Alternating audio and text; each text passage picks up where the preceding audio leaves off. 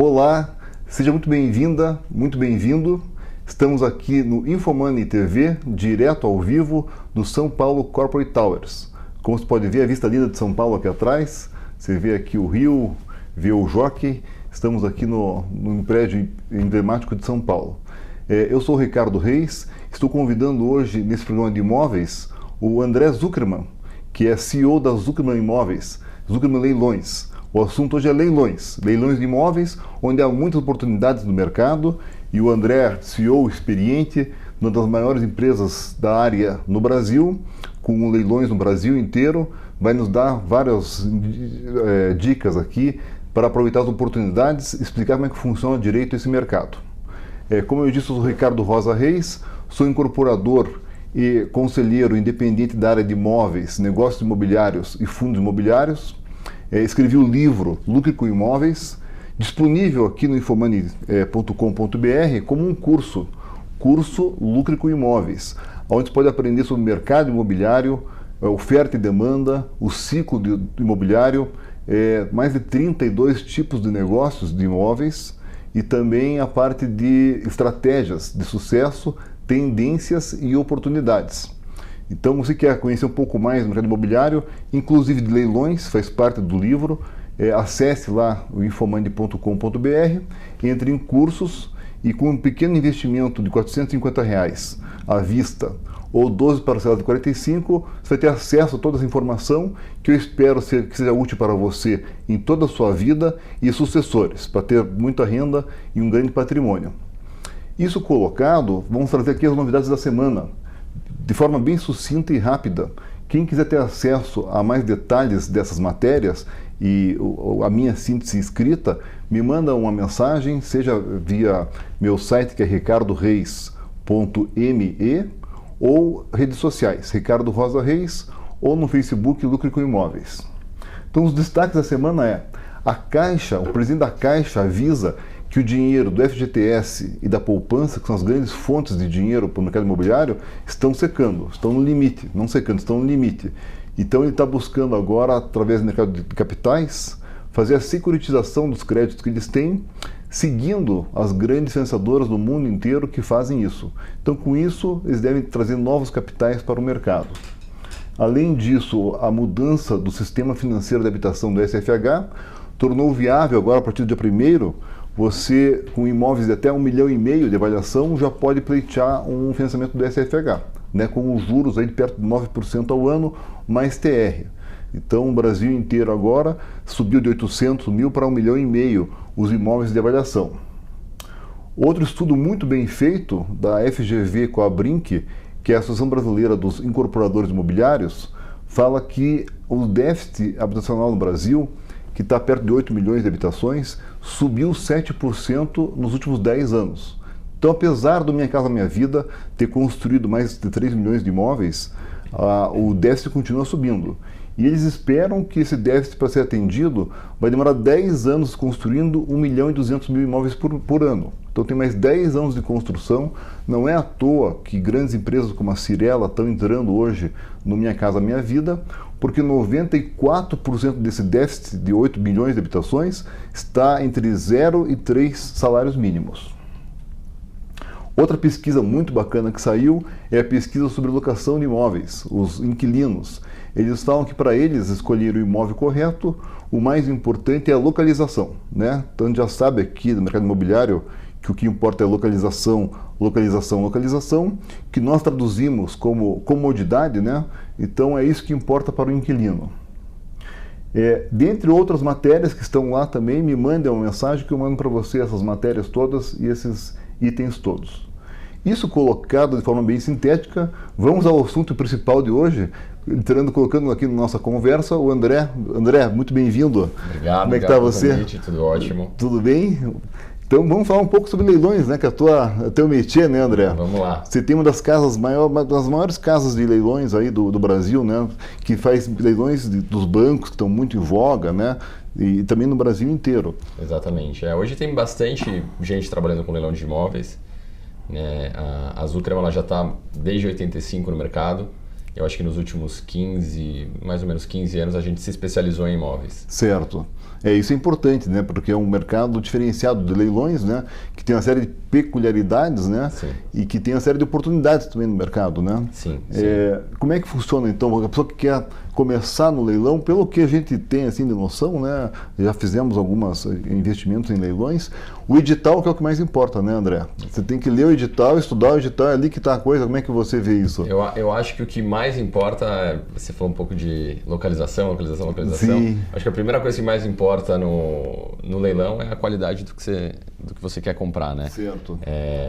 E o edital, ele é, né, uma ferramenta que os compradores, né, os vendedores também utilizam para criar as regras do leilão, né? Tá. Então tem muita gente que fala do edital, né, como um problema no leilão, fala, tome muito cuidado, leia o edital. Sim. O edital ele acaba sendo uma ferramenta muito boa e positiva, que lá tem todas as regras. Então tudo que você quiser saber sobre o leilão, sobre aquela venda específica, vai estar lá. Certo. Então, né, e é difícil a gente ter isso, né? Quando você vai comprar um imóvel da forma convencional, você não tem tudo explicadinho, todas as regras, as formas de pagamento. Então, tudo que está lá é o que vale. O que não tiver lá... A regra está ali. A regra é tá clara, regra como é diz o clara nosso juiz lá da Globo, né?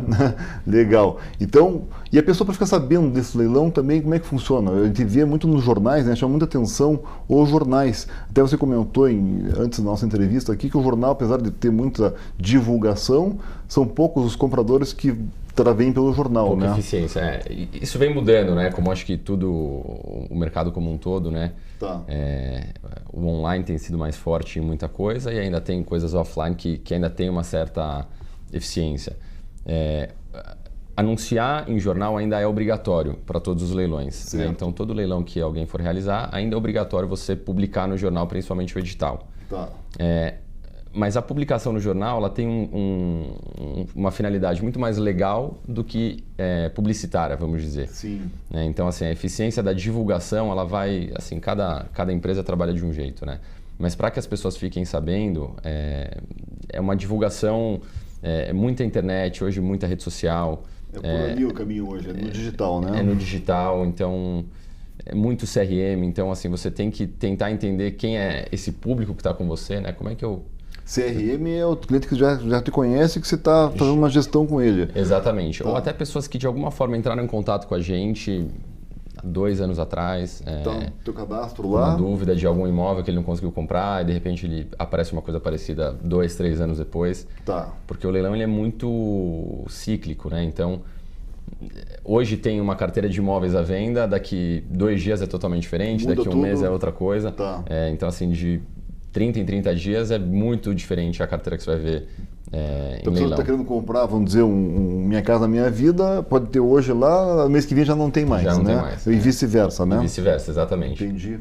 E quem que é a pessoa que compra, Matheus? É a pessoa que quer André. investir? Desculpa, André. Matheus Matheus é o nosso coordenador, coordenador. aqui. André, quem tá comprando conosco nesses leilões? É a pessoa que está investindo ou é a pessoa que quer morar nesse imóvel? A grande maioria isso vem mudando, né? Tá. Então, nos últimos anos, o público investidor era a grande maioria, né? Então, as pessoas ainda tinham um receio, ainda tem, né? Isso está cada vez mais... Isso está mudando bastante. Mas era o público investidor, então era a pessoa que comprava para revender, enfim, que pensava puramente no negócio. Tá.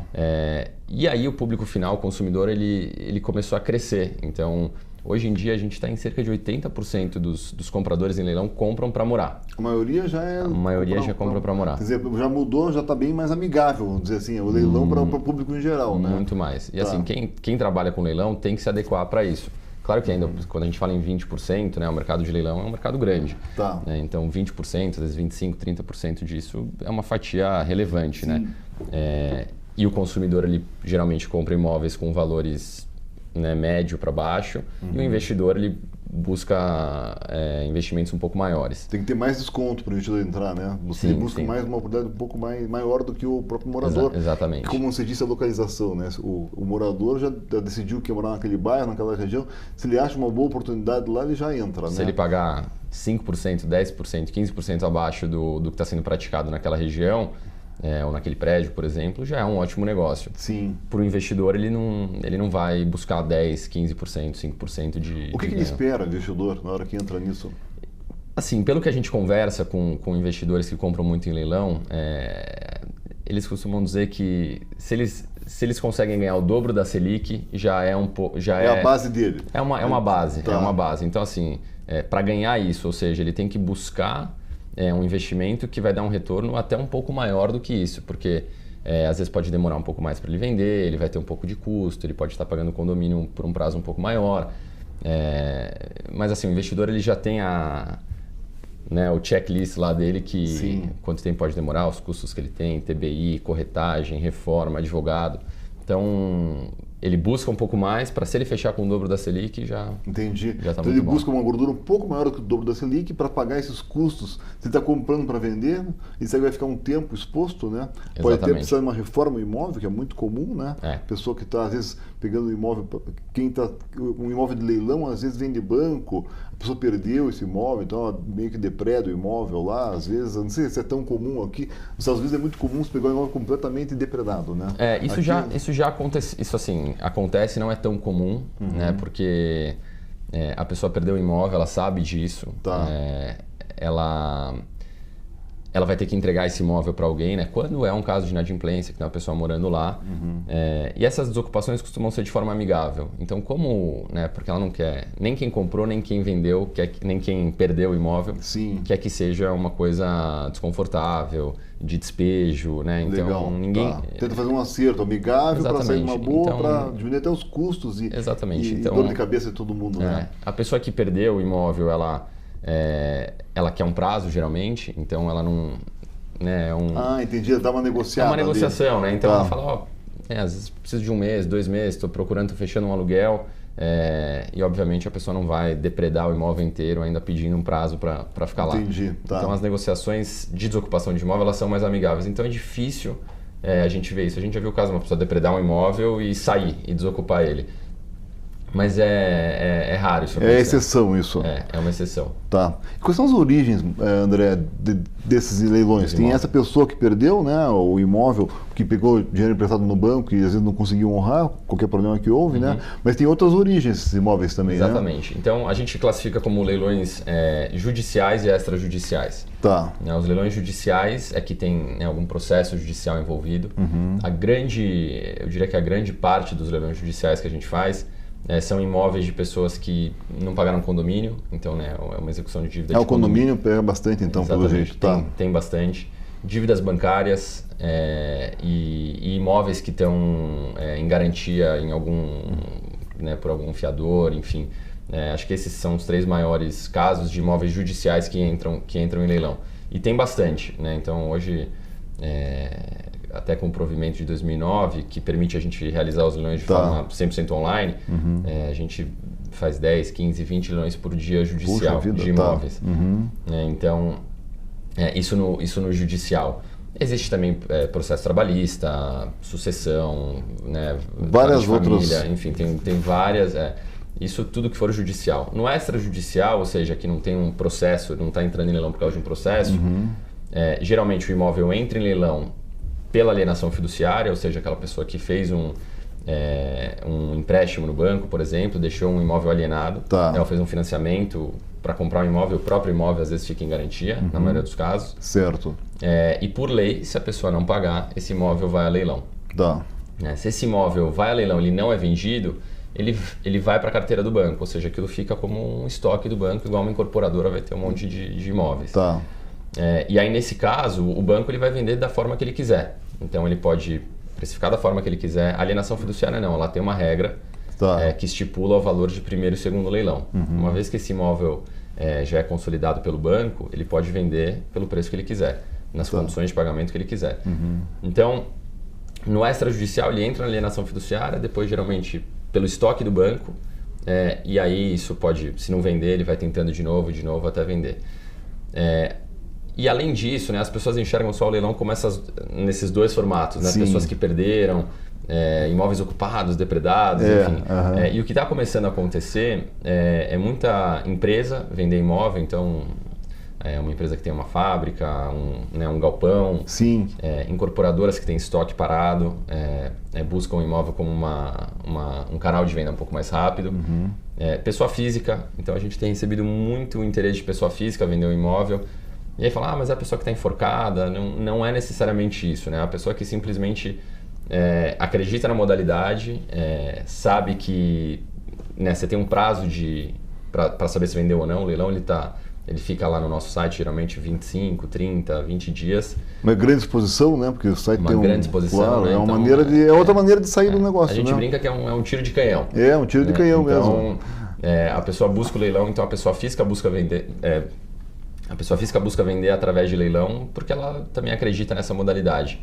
Incorporadoras, como eu te disse, e a gente tem tido muita empresa vendendo em leilão também. Eu acho que é um bom caminho de saída mesmo. Você tocou em 2 pontos que a gente tem curiosidade que mudou há pouco tempo, né?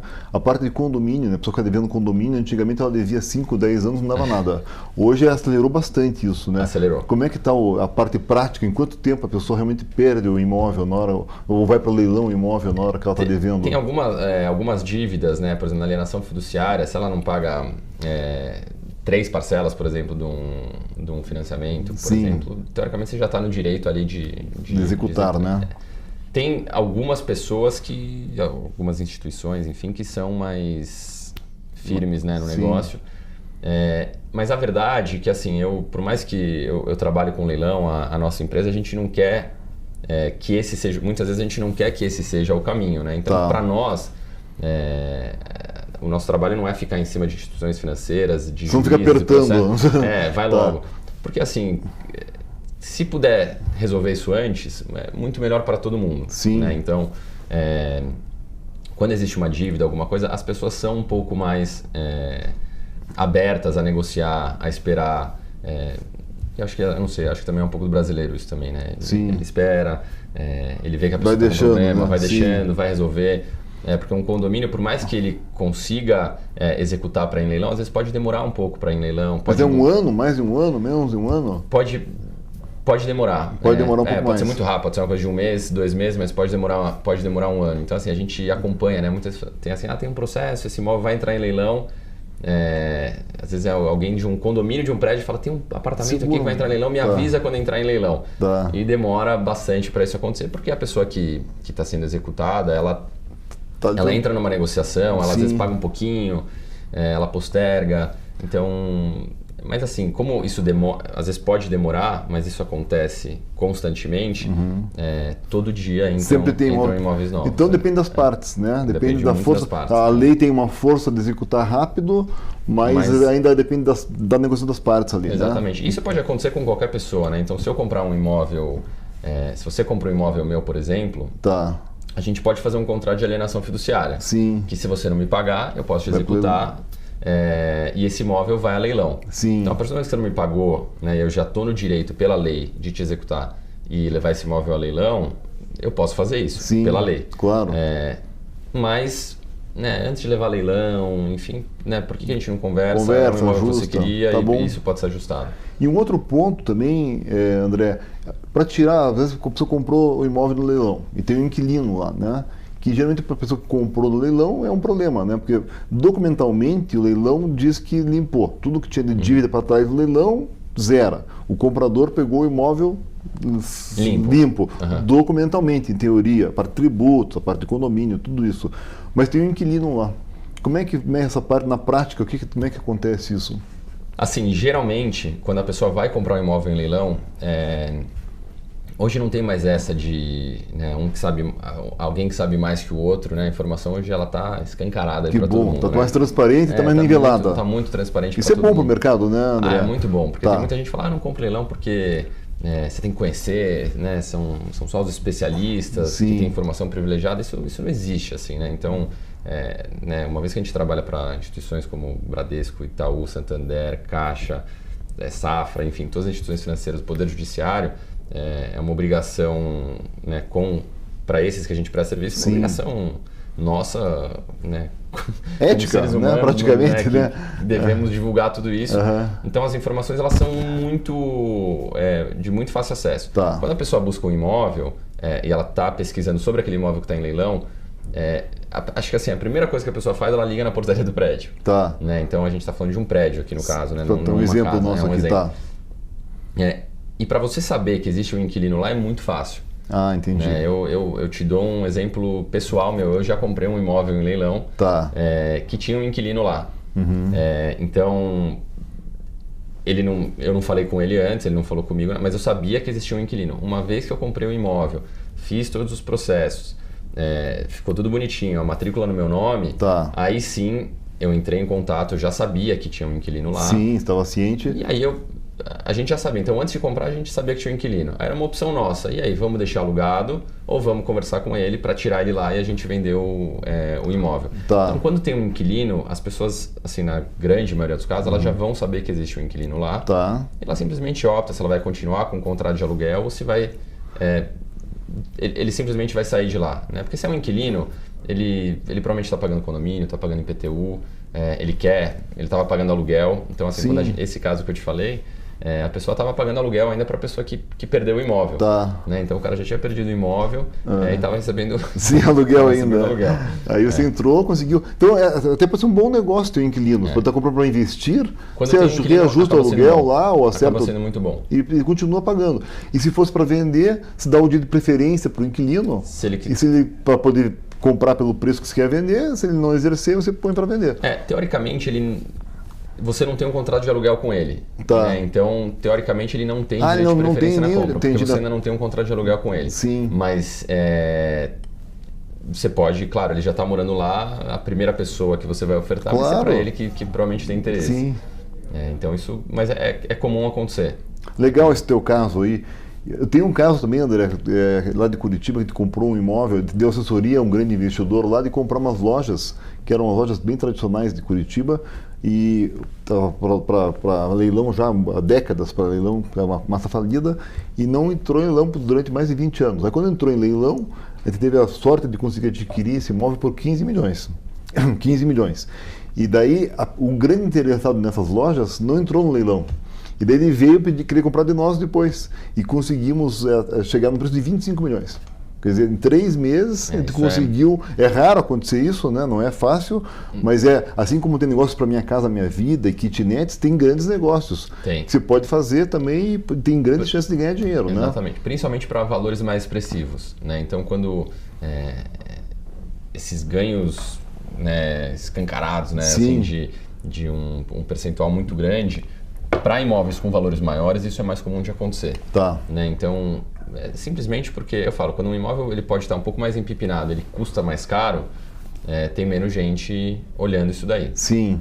Né? Então, se o imóvel está redondinho... o valor muito alto, quem tem 15 milhões para colocar no leilão lá, é pouca gente. Né? 15 milhões com processo, às vezes um imóvel que está invadido, enfim, cheio de problemas. Então, vem alguém, compra esse imóvel, desocupa. É quase que é a mesma analogia de uma incorporação. Sim. Então, quando você vai lá, você falou com...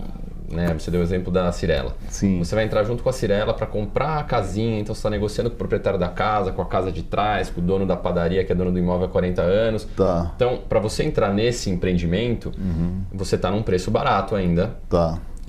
Entrando com ele, enfim, tá tudo... Porque ainda vai dar trabalho. Sim, tem todo um risco, um trabalho, um prazo indefinido na frente ainda, né? Tem aprovação na prefeitura. É verdade. Um monte de coisa.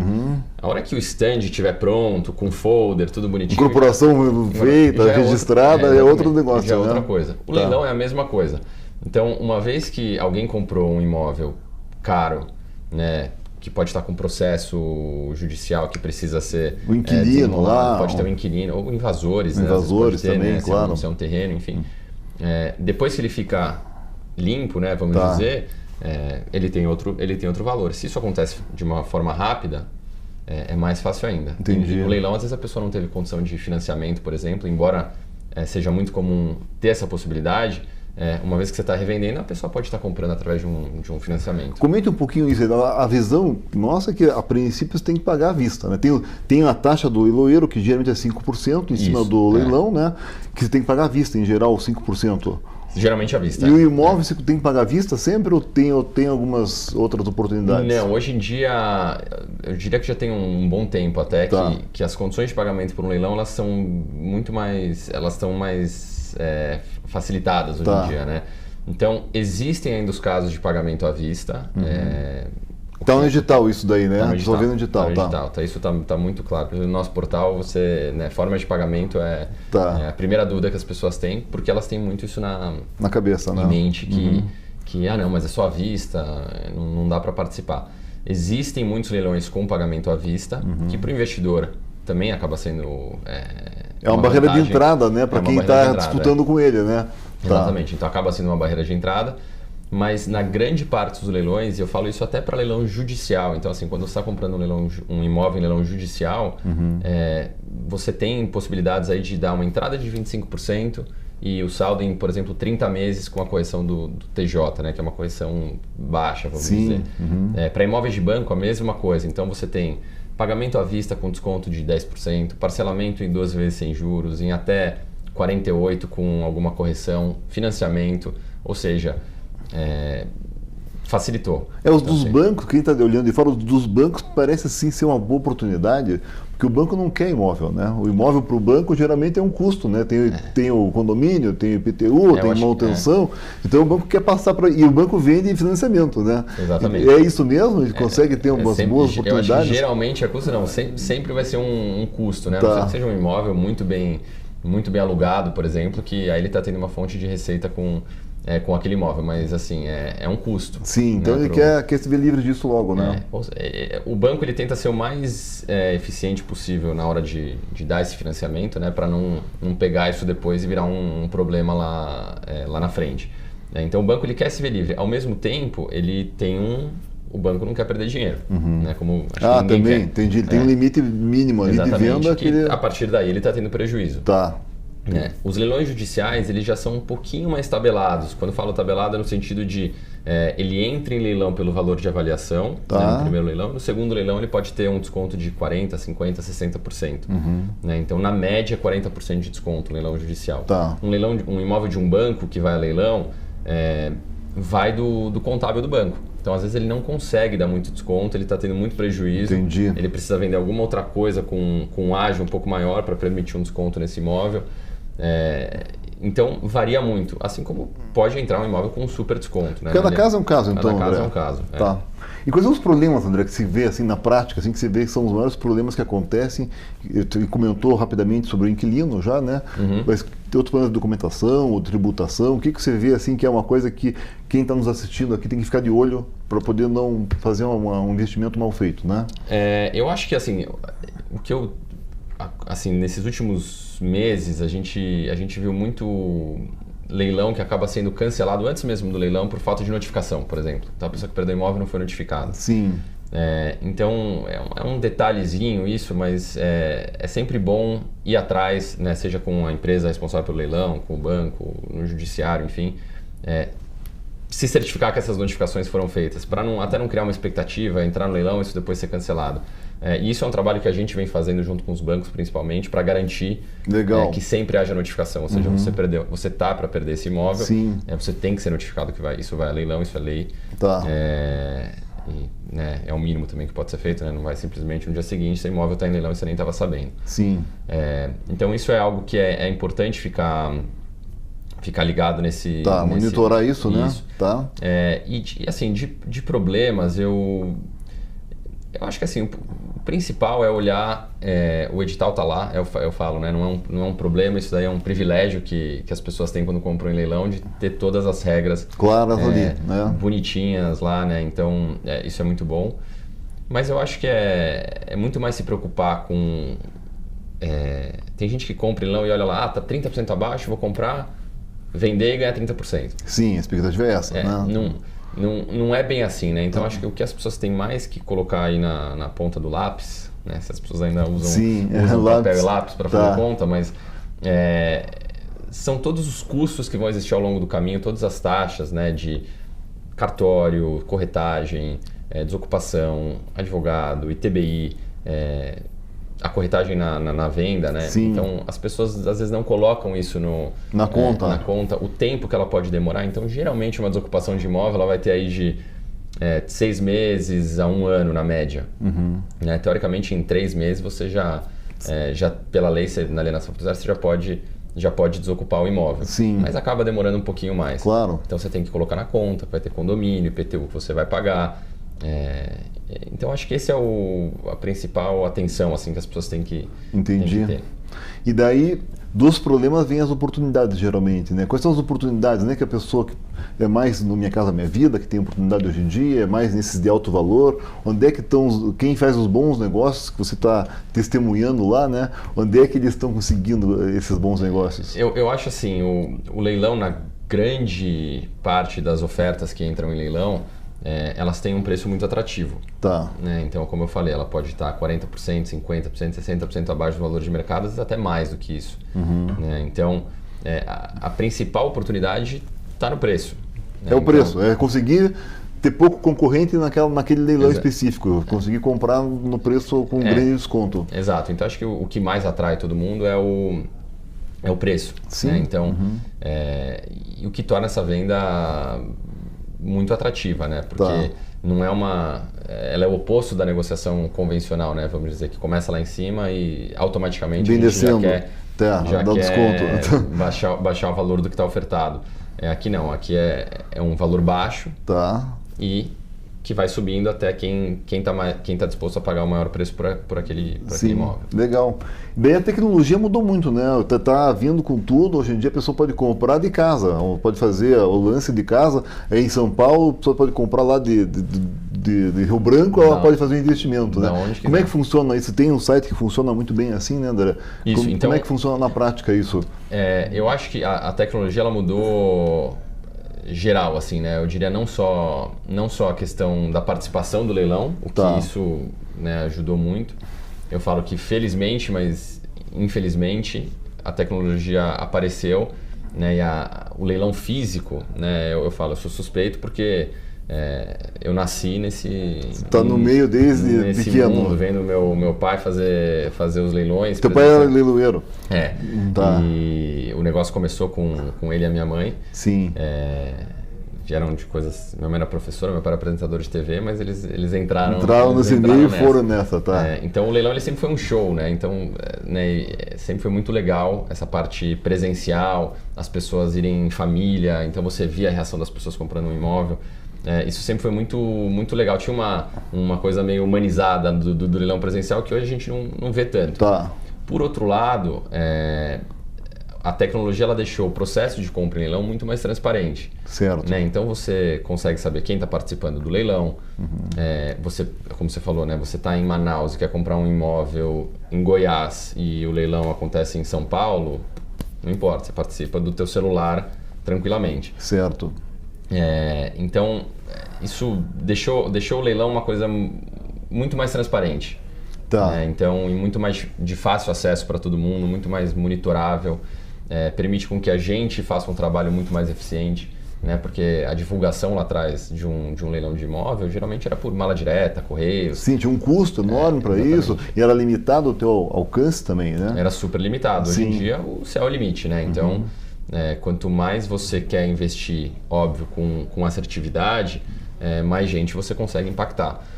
Então a tecnologia ela só ajudou, né? Ela tirou esse lado do leilão físico, ainda existem os leilões presenciais, claro, mas as compras, as arrematações, nos nossos casos, pelo menos na Zuckerman, eu diria que acima de 90%, 95% são pela internet. Tá sim, já 95% quase. Exatamente. E assim, claro que o processo de compra, né, se a gente pensar de ponta a ponta, né, da participação até o registro do imóvel lá, ele não é de 100% digital. Sim. Isso você pega em outros países já é possível. Está a caminho, está andando, mas né? Está a caminho. Não depende só de nós, né? Então tem a questão de cartório, por exemplo, que ainda não conseguimos digitalizar tudo. Mas já está está em outro patamar, né? O provimento de 2009, por exemplo, dos leilões judiciais que permitiram que os leilões fossem 100% online, isso, né, mudou totalmente. Mudou tudo. E como que está, tu tocou no assunto de outros países, né? Como que está nossos leilões aqui, a nossa praça de leilões brasileira, comparada com outros lugares que estão mais avançados? Está muito avançado? Está muito abaixo? Como é que está a nossa relação aí?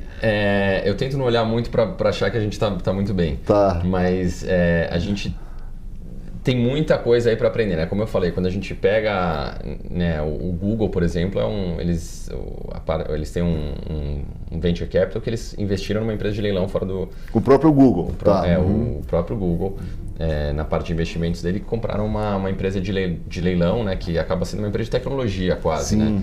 Que é de transações imobiliárias, mas é um processo digital de ponta a ponta. Sim. Né? Então, só de ser digital de ponta a ponta, eles já estão muito mais avançados. Entendi. Né? Que é o caminho que vai chegar um dia na frente. Ele vai seguindo esses passos aí, exatamente. Não é fácil, né? Os leilões aqui no Brasil, eles é um negócio que... E nos Estados Unidos também foi muito assim, né? Mas eles sempre foram negócios muito familiares. Certo. E isso está começando a mudar no Brasil. Como a tua família, né? A origem exatamente. São leiloeiros que daí se digitalizam, né? Fazem uma corporação, né? Como vocês fizeram, que vira empresa de tecnologia, que é o que você está dizendo agora, né? Exato. Então, a maioria dos casos eram negócios familiares, assim como nos Estados Unidos. Tá. A maioria eram negócios familiares que foram se profissionalizando.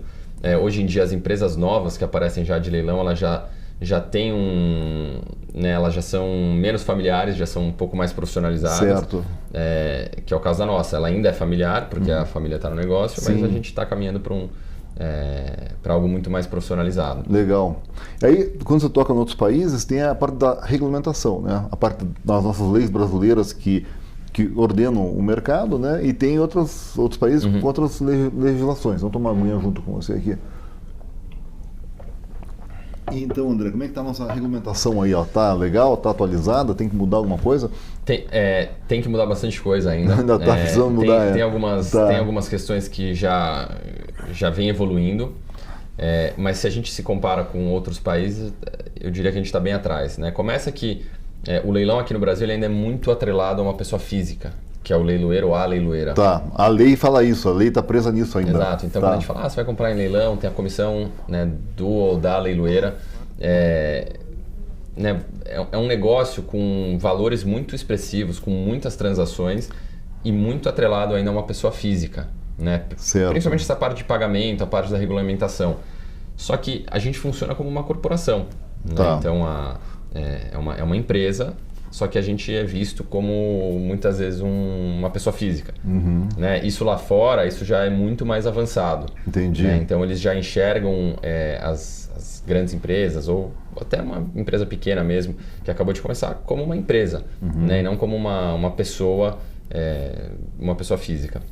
Então essa questão já isso faz com que os negócios eles deixam de ser grandes corporações e fiquem ainda está mais ilhado. Exatamente. A gente vê assim, nós no mercado imobiliário, a gente conseguiu grandes avanços depois de muito tempo chorando, ficava reclamando, porque o governo não faz isso, o governo não faz aquilo. A gente conseguiu pegar os sindicatos, Secov, Sinduscom, ADEME e outros, e conseguiu se organizar, achar uma pauta que era comum, porque são vários concorrentes. Sim. Na verdade, né? Como você tem que achar a pauta comum dos concorrentes para poder sentar na mesa com o governo e sugerir o que se tem aqui e mudar, né? Claro. Já deve estar fazendo isso, claro, né? A gente está fazendo isso. Acabou acontecendo isso porque recentemente um grupo de pessoas, eu na verdade nem sei quem foram essas pessoas, vieram com um projeto de lei que ninguém nem viu acontecer, de repente estava passando e era um retrocesso de anos. Agora vocês viram, tinha uma lei da tua área que não foram vocês que não deram palpite nenhum na lei. Ia mudar o mercado completamente. Era um retrocesso. Certo. Inadmissível. E aí quando, né, os grandes players ficaram sabendo disso e isso afetava grandes players, médios e pequenos. Sim. Todo mundo se movimentou, né? A gente teve que tomar uma para se movimentar um pouquinho. Mas uma vez que a gente viu isso, a gente se juntou e hoje em dia tem não só o sindicato, como algumas associações de gestores de leilão se movimentando com um acordo para um benefício para todos nós, né? Então eu não posso pensar só no meu próprio umbigo, a gente tem que pensar no que é bom para geralmente é nos problemas que nascem as oportunidades, né? Exato. Aí tem uma ideia nossa antiga lá, de um grupo nosso, que era criar um fundo imobiliário para comprar imóveis em leilão, né? A gente viu que tinha muito crescimento do Minha Casa Minha Vida, como está tendo, hoje são 3 milhões de habitações, tem 60 mil já devendo, inadimplentes, indo para leilão, né? E isso deve aumentar, Acabamos de falar que vai ter que ter mais 1 milhão de habitações por ano, 1 milhão e 200 por ano, nos próximos 10 anos vai ter mais de quase 15 milhões de habitações de Minha Casa Minha Vida. Isso deve ter uma certa inadimplência, por menor que seja, vão ser milhares e milhares de imóveis que vão aí para leilão. A gente pensou, vamos fazer um fundo imobiliário para comprar imóvel em leilão. O que você acha dessa ideia? Eu falo, qualquer coisa que for para comprar imóvel em leilão, não está dentro, né? Eu apoio. Mas é difícil se criar uma escala. A dúvida é como criar uma escala. Você tem que ter um grupo de avaliadores, tem que ir lá no imóvel, ver o imóvel, avaliar o imóvel, tem que ter um grupo de advogados para avaliar a documentação. Eu acho assim, quem quer comprar imóvel em leilão, né, ou quem quer fazer um fundo imobiliário para compra de imóveis em leilão, eu acho que uma vez que você compra 1, compra 2, compra 3, 5, você vai aprendendo um pouco sobre o processo, você ganha um pouco mais de expertise aí nesse processo. Experiência, credibilidade, né? Para criar um fundo. Tá. O fundo, ele, assim, eu acho difícil. A gente já viu muita gente criando fundos imobiliários para comprar imóvel em leilão. Só que eu acho que a tese do fundo ela acaba sendo não é tão simples de se fazer, né? Porque, como eu disse, entra imóvel em leilão todo dia e sai imóvel todo dia. Sim. Né? E muitas vezes você vai participar de um leilão, mas não necessariamente você vai ser o comprador. Então, o fundo ele tem todos os cotistas ali daquele fundo, eles têm que estar muito alinhados que o dinheiro vai estar lá parado para quando aparecer uma oportunidade, essa oportunidade pode vir, pode não vir, pode ser boa, pode ser ruim. Não dá para saber. Entendi. Né? É diferente de falar, tem aquele prédio, vamos fazer um fundo, tem X prédios aqui que a gente vai comprar através de um fundo e tudo bem. No leilão não. Você não sabe exatamente, a não ser que você já tem em vista um processo que está acontecendo de X imóveis que vão entrar em leilão. Comprar um estoque, né? E aí você já tem tudo formatado que daqui 6 meses, 1 ano ou 2, aqueles imóveis vão entrar em leilão. Se não, todo mundo tem que estar muito alinhado de que a oportunidade ela pode aparecer rápido ou pode demorar para aparecer. E quando aparece, pode ser que esse fundo não vai ser o vencedor do leilão, né? Então, a gente devia, então, depende do talento de quem está gerindo o imóvel, de saber comprar bem, né? Então, basicamente, pelo que nós conversamos aqui, depende de alguém ter um track record, né? Ter um histórico de estar comprando bem, ganhando dinheiro. O Sanzel, que é um dos maiores investidores do mundo, começou a vida comprando em leilão os imóveis dele, e quando ele ganhou bastante experiência nisso e teve uma grande crise nos Estados Unidos nos anos 90, ele foi nos grandes fundos de investimento, pegou um monte de dinheiro, porque ele tinha essa credibilidade, e saiu comprando os imóveis baratíssimos e ficou bilionário assim, né? Então, depende do talento. Eu acho isso. Então, uma vez que você começa a aprender sobre o processo de compra e venda, os fundos, tem alguns fundos que a gente vê que eles não têm a finalidade só de compra em leilão, um fundo imobiliário, e pode existir algum investimento de um imóvel em leilão, né? Então ele não é só para isso, mas quando aparece... Entendi, às vezes ele pega uma oportunidade desse tipo. Tá legal. Então, quase concluindo já aqui, então, e o futuro do leilão e do Zuckerman, como é que você vê assim o futuro próximo aí? Estamos indo para onde? Eu acho assim, como eu disse, né, o mercado não só de leilão, né, mas acho que tá tudo mudando bastante. Então, né, nós começamos, ainda somos uma empresa familiar, de um mercado 100% offline. É uma transformação grande aí. Tudo, né? Então, tudo está se transformando, o mercado está se transformando, o comprador está mudando muito, né? Então, hoje em dia, a pessoa nos compara, né? Se ela ligou para a gente para tirar uma dúvida, ela está nos comparando com o mesmo atendimento que ela teve para tirar uma dúvida do iPhone dela com alguém da Apple. Entendi. Né? Então, assim, a exigência do comprador mudou muito. A experiência que o usuário tem que ter na compra de um imóvel, ela tem que ser boa também, né? Sim. Então, assim, quando a gente pensa lá na frente, a tecnologia ela já mostrou que vai dominar esse mercado, né? O lado, então, é focar na tecnologia e o atendimento profissional. Exatamente, é o que a gente vem fazendo. Então, assim, tem algumas consolidações que eu acho que o mercado vai passar ainda. Sim. Que eu acho que é inevitável, né? Hoje em dia é muito complicado. Quando você vai procurar um imóvel em leilão, você não sabe exatamente aonde procurar, como fazer. As pessoas que entram no mercado, elas têm uma dificuldade Então quem é pequeno, às vezes não consegue ser tão eficiente porque não tem massa crítica. Certo. Né? Então eu acho que uma coisa que deve acontecer, que é o que nós estamos trabalhando para isso, né? num portal marketplace que a gente tá criando, é justamente ajudar todo mundo para que todo mundo tenha as mesmas ferramentas, as mesmas condições de trabalhar da forma mais profissional possível, com a melhor tecnologia que esteja disponível para todo mundo. Muito bom, muito bacana.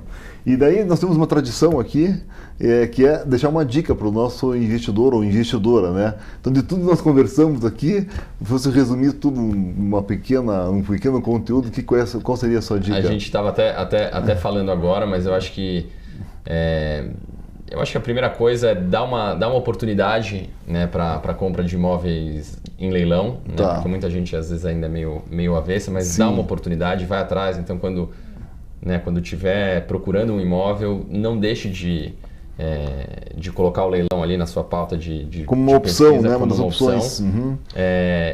E é o que a gente estava falando, começa pequeno, que eu acho que se der certo vai ser tudo bem, se não for uma experiência tão boa não vai ser tão lesada. Certo. Mas eu acho que eu tenho certeza que começando pequeno, médio ou grande, a chance de se dar bem. O meu pai sempre falava, só se arrepende quem não compra no leilão. Olha que legal, ótima dica. Então e o pai tem que escutar o pai sempre porque tem mais experiência, né? Legal. E a minha sugestão, junto com a tua, né, que é começar pequeno, caso a pessoa não possa comprar um imóvel, nem que seja de 100 mil, a pessoa pode pegar uns 3, 4 amigos ou parentes, cada um põe 20, 25 mil. Exatamente. E começa ali, né? Daí se ganhar dinheiro, já divide em menos o próximo, daqui a um tempo está comprando sozinha. Né? Se tiver sucesso, se não tiver, perdeu. Bastante gente fazendo isso, né? É uma forma mais amadora, mais viável do fundo imobiliário. Exatamente. As pessoas fazem um pool de amigos e passam a investir. Eu acho essa uma boa dica. E a minha dica para vocês é a de sempre, né? As pessoas e os negócios vêm e vão, mas os imóveis ficam.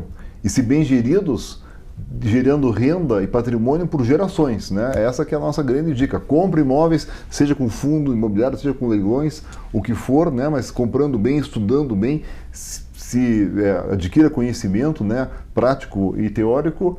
E basicamente a nossa ideia era essa. Quero te agradecer. Obrigado. Ótima conversa, espero que tenham gostado bastante. Obrigado. E fica a porta aberta para trazer as novidades para a gente sempre aqui. Muito legal. Tá, André? Estamos à disposição. Legal. Então quem tiver mais dúvidas, aí entra sempre no infomoney.com.br.